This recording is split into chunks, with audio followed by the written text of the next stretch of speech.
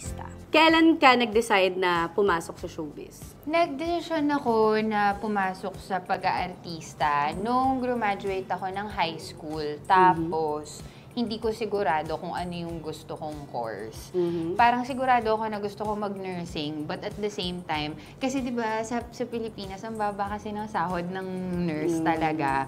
So parang discouraged ako ng family from taking that course. Tapos pag sinasabi ko sa kanila na pwede naman ako magtrabaho sa ibang bansa, doon na lang ako mag-nurse. Siyempre, ayaw naman nila akong lumayo. Tapos, doon na sa akin sinabi ni mama na may offer ang GMA, na mag-artista ka. Nasagot ko agad, no. Yung pakiramdam ko kasi pag sinabing artista, marunong kumanta, marunong sumayaw, marunong umarte. Oo. Parang pakiramdam ko, hindi ata ako nakamold para doon. Pero sinabi ng mama ko kung magkano yung sweldo.